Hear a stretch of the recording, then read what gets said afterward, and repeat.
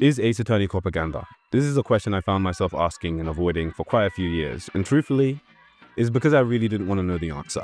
It's a series I associate with pulling me out of a really dark time of my life, and I have nothing but admiration and respect for not only Shu Takumi, but Takeshi Yamazaki for writing these games for as long as they did. But looking back, a question I find myself asking is, if Ace Attorney is propaganda, and whether or not that's by virtue of its premise, or how it approaches its themes and ideas.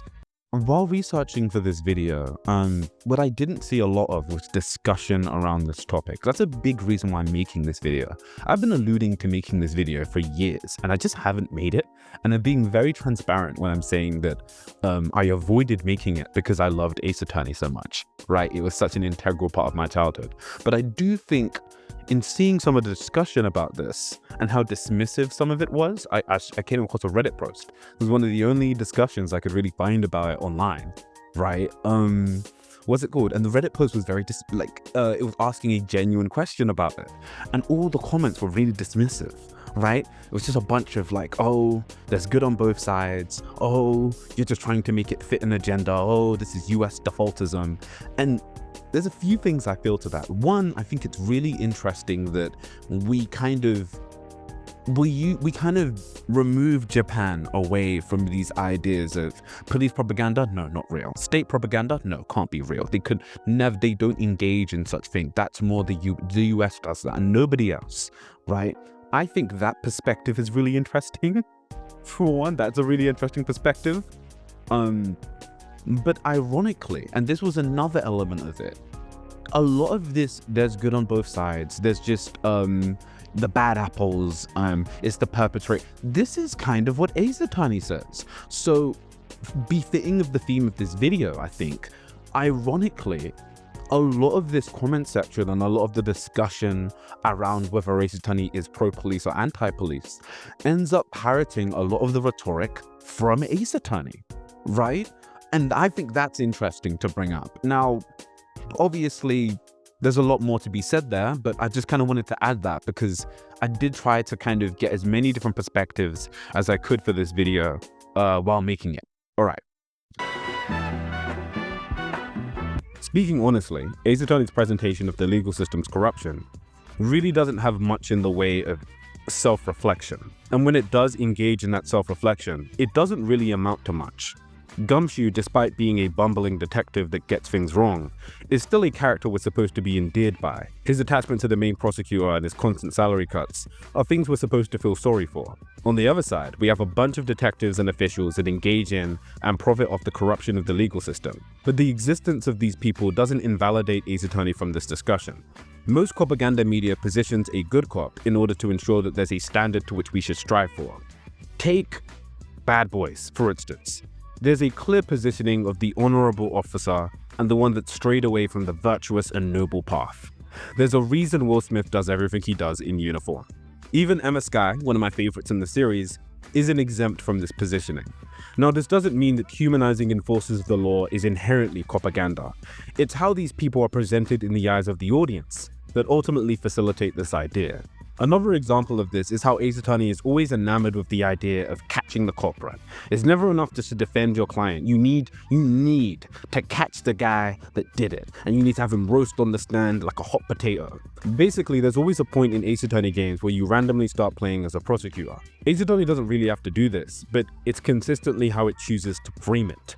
It's no surprise that they eventually made a spin-off where you play as the rival prosecutor, because given how Ace Attorney structures its cases and how to win, it pushes the idea that you haven't saved anyone until you've persecuted someone to the point of breaking down.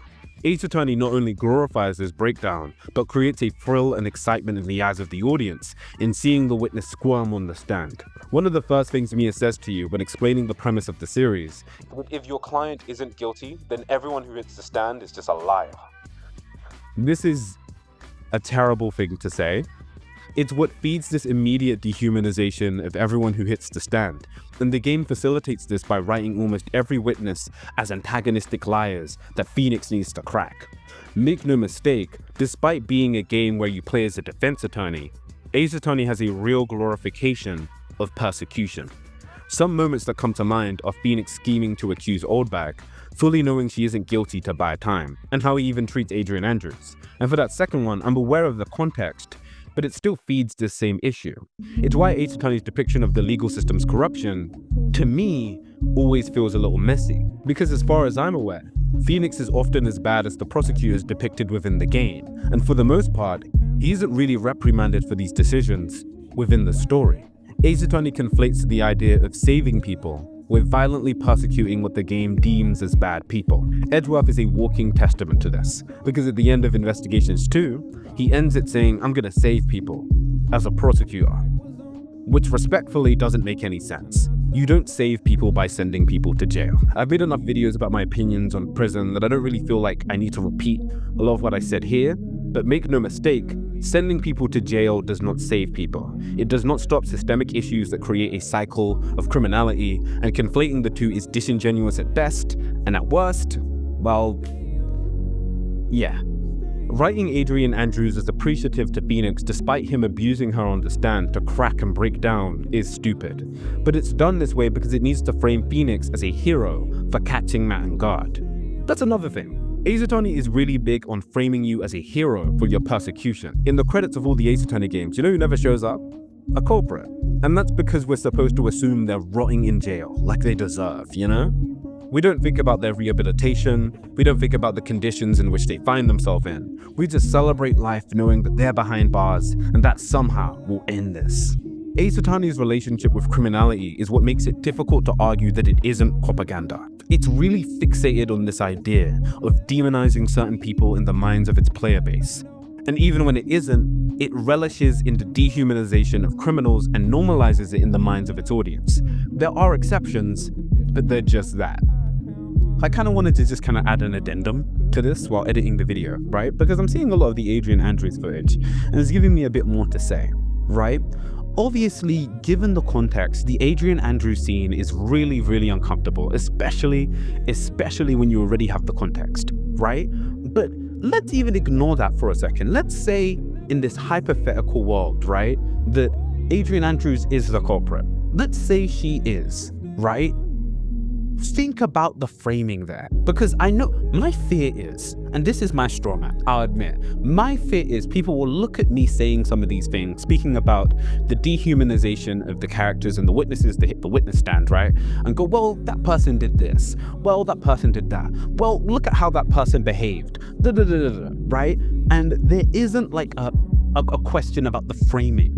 Think beyond, you know, that kind of fandom, in-universe explanation, and actually think for a second, why is it being framed this way, right? Why only are we made to sympathize with someone like Adrian Andrews being badgered on the stand and being pushed to the edge of to the brink, right, on the stand, right? We're only made to sympathize with her because she isn't the culprit, right? And that is the dehumanization that comes with criminality that Ace Attorney does play into, right? Ask that question. Ask why, right? Why is saving people catching someone, right? Why is that even a necessity for Ace Attorney, right? When I speak about this persecution complex, when I speak about this persecution, right? When I speak about this element in Ace Attorney, it's not coming from a place of malice, right? Like I've been playing Ace Attorney for over 10 years, man. I love this, but like we have to actually ask these questions, right? You know, and another one of my fears is like, well, it's just a video game. Okay, cool. Think about how it's framing the thinking of young people, right? What does it say when you write people that are this binary evil? That it's okay to dehumanize those ones. It's okay to badger those ones. It's okay to mix, you know, kind of finagle your way into catching those people. Why? Why? Right? We already, and again, we talk about the impact of the media on the way we think, the way we view certain situations, right? Was it not Call of Duty that they're using to kind of get people into a military mindset, to kind of they're using to recruit people into the military? So it's not, and I'm not saying that we can't use these forms of escapism, but once again, Ace Attorney is tied to the point of intention and whether Shu Takumi based it on the legal system or not, which I'm going to get into later in this video.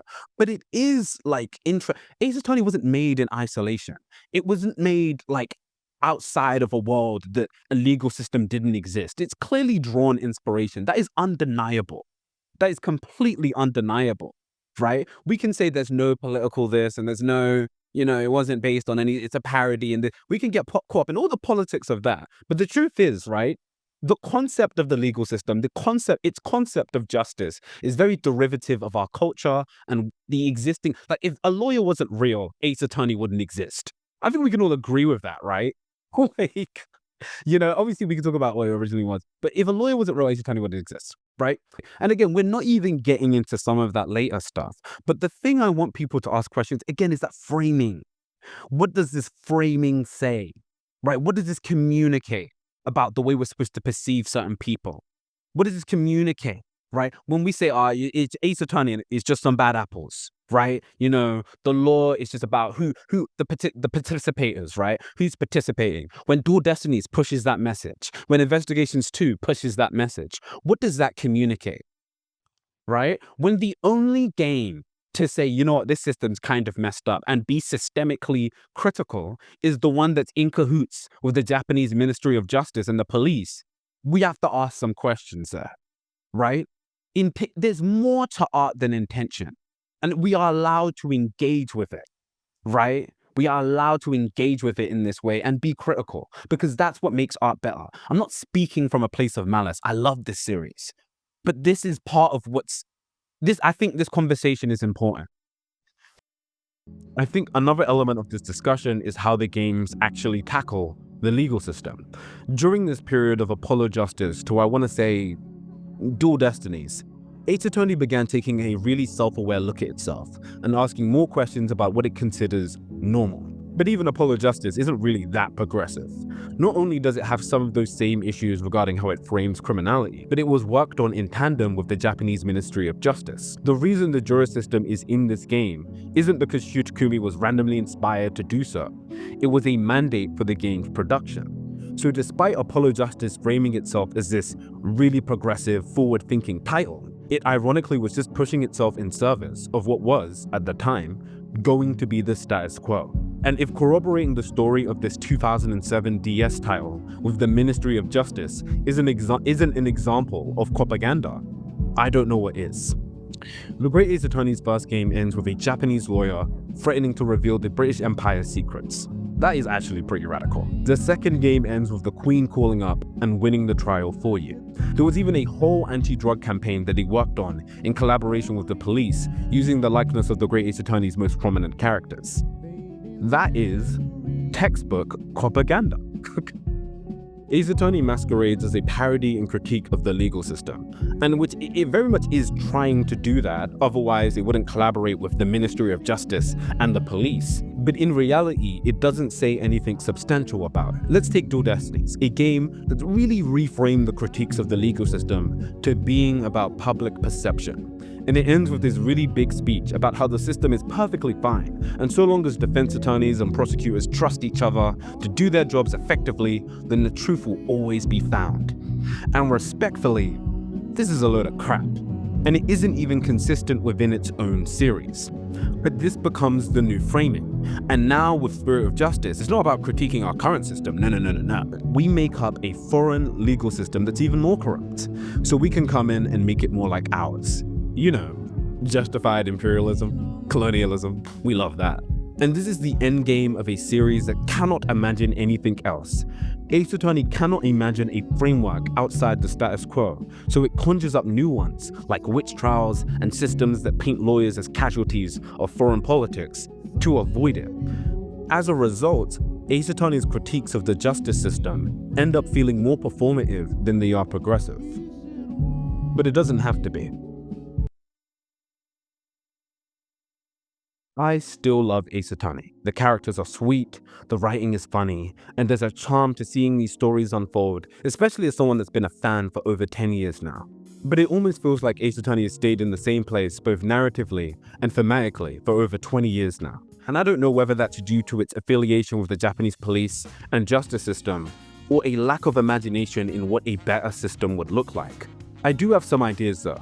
For one, The fixation on persecution needs to go away. I don't get any satisfaction anymore in how Ace Attorney glorifies breakdowns and catching culprits. I think if the case is satisfying enough to solve and the attachment to the defendant is there, then I don't need to catch a killer every time.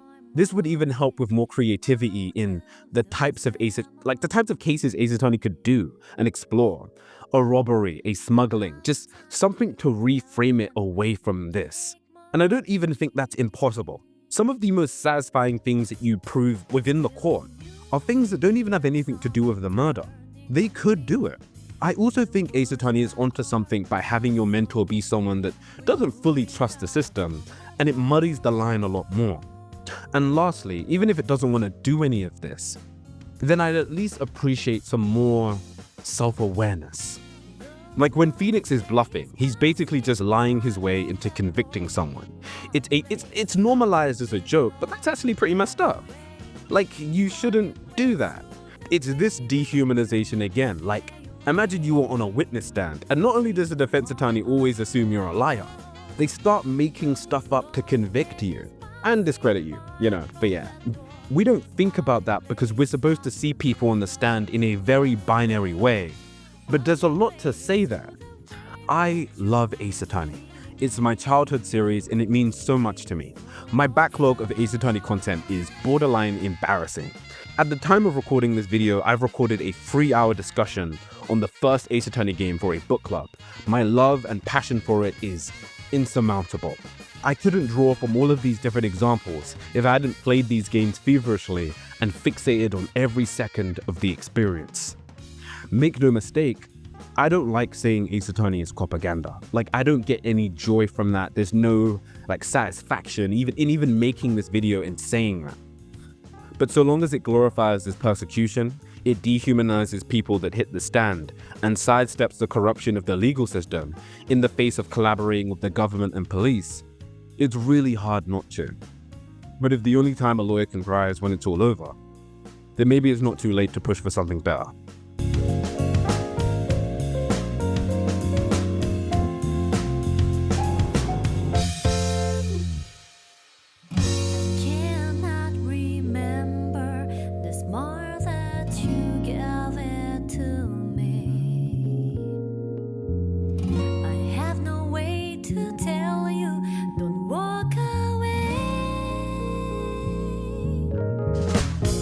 Still sorrow keeps on telling me, but my soul wants to